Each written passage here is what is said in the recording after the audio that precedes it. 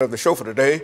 We're talking to Alana McLaughlin, and she's giving us some information concerning significant women during the March month of women's history. And so, Alana, let's pick up where we left off the last time. You've already given us some excellent information in reference to at least two women. And we want you to continue not only that information, but other information that you might have to bring in to sort of broaden what we're doing during this last 10 minutes. All right, so in the second segment, I spoke about Zora Neale Hurston, who is an author and a writer of short stories, plays, and etc. during the Harlem Renaissance. I spoke about Marie Curie, the Polish-born yet French-naturalized chemist who is the only person to ever win 2 Nobel Prizes in different sciences. She was the first woman to win a Nobel Prize in general, and she's the first and only woman to win 2 of them.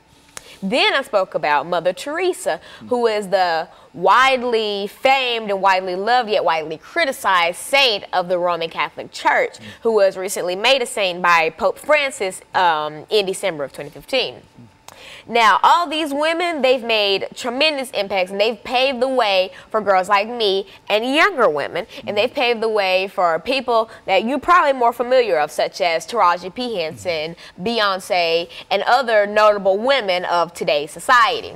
Now, I really want to talk about Taraji P. Henson because she is one of my favorite actresses, and if you're not familiar with her, you actually probably are, you just don't know her name. But if you admire Cookie from Empire, then you know how much Taraji P. Henson can act, because she can act.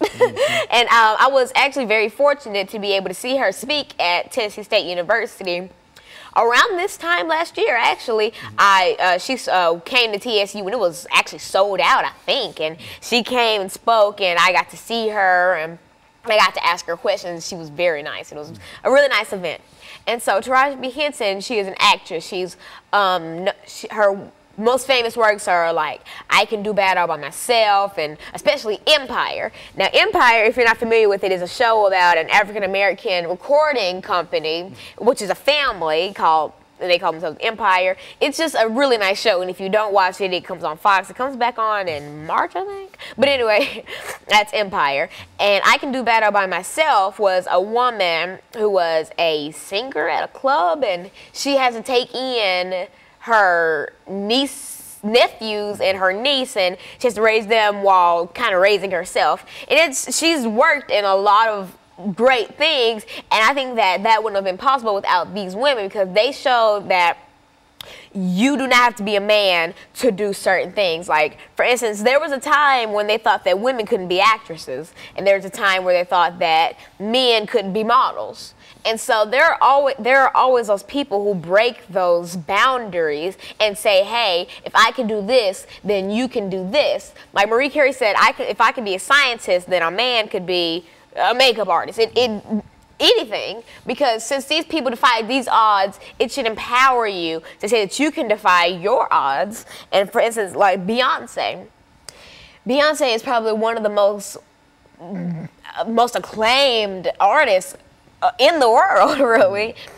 And she's actually come under a lot of controversy recently for her Super Bowl performance, where she had a Black Panther themed performance at the Super Bowl. I personally enjoyed it because I thought that it had Black power in it, it had spirit, I liked it. But a lot of people are saying, you know, she's like a racist and she's going overboard with it. But it's up to you. And if you want to see the Super Bowl performance, you can probably just look it up on YouTube. And her new song Formation that just came out, the video's under a lot of controversy in the lyrics, and if you want to look that up, you can look that up too. It's quite easy to find.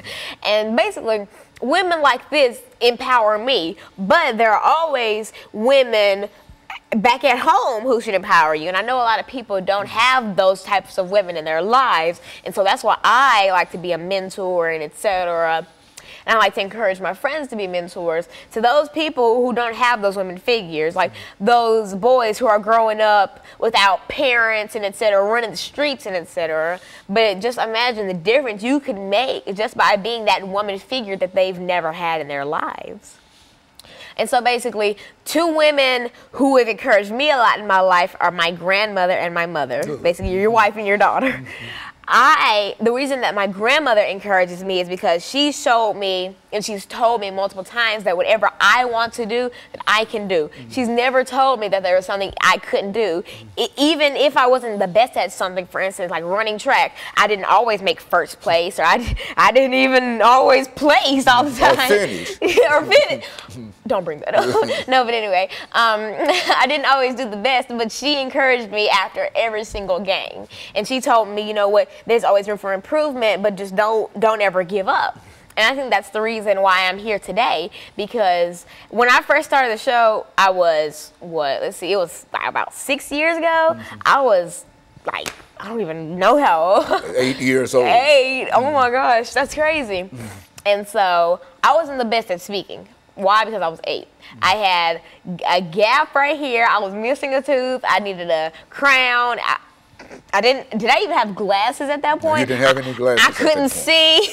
I was a mess. But she encouraged me and she would get up in the mornings and watch my show, and she'd wake me up. She'd be like, "Alana, I just watched your show, and you did so good." And she would just gas me up, knowing that I wasn't that good, but she's the reason why. No, you were pretty good, no, Alana, even at 8. Now, that's why you're here now. Good. And she encouraged me so much where I just didn't want to stop filming the show, and so I spend more time researching my topics, so I have more to talk about, and I've worked on my vocabulary, and I've tried not to flare my hands as much, but that didn't work. And so she's helped me grow a lot. And another woman who's helped me grow a lot is my mother. She has always supported my endeavors as well, but she's also taught me a lot of things. I like my grandmother. My grandmother is more big on encouraging me and basically never letting me give up. I mean, she's never let me give up. If I said, I can't do it, she won't let me give up. Like, for instance, I couldn't play trumpet. She made me practice, and she made me get good to the point where I actually was fortunate enough to be a part of Metro Nashville's honor band, middle school honor band, which was a really nice event. It was a 2-day event. I had to have a concert. It was really nice. And so I thank these women in my life for being in my life, and I thank them for not saying you can't do this and you'll never be good like that, because they don't have that type of hate in their hearts. My mother and my grandmother have never told me that there's something I couldn't do. If I said, Mom, I want to do this, you can do it. Just practice for it and get ready for it. If I say, I want to be an astronaut, well, learn science and get good at science, because they've never told me I couldn't do anything. I could say that I want to fly, and they could say, well, if you make a machine, you can fly. They would never tell me that I couldn't. And I'm so happy about that, because it's given me so much self-confidence, and it's helped me with so many opportunities in my life. So in a real personal way, you can say that Women's History Month is not only for the general public, but each person has to look within their own lives and within their own households. And they can find women who are significant and women who are doing the same thing in different ways than as the women that you are doing dealing with this morning. Is that what we're saying? Of course. And if you are a woman and you didn't grow up with those types of figures, be that figure to somebody. If you have a son, be that figure to your son. Even if you don't have children, you can go to like the Boys and Girls Club or the YMCA. You can be those figures to kids who didn't have that, and hopefully they can grow up a lot better than a child who didn't have that influence would grow up. And you can really make a difference and really help a lot of children. That's why I always encourage people to go to mentoring and do activities like that, because you don't know how you can impact a child. Very good. And so, Lana, let me thank you over the last half minute that we have here of giving us that information. As a matter of fact, all of the information that you were giving us this morning was so extensive that I didn't even have an opportunity to say that much about it, and that's what I wanted to do, because I wanted you to demonstrate that you are aware of what is going on, and I certainly appreciate that, and I'm sure that your peers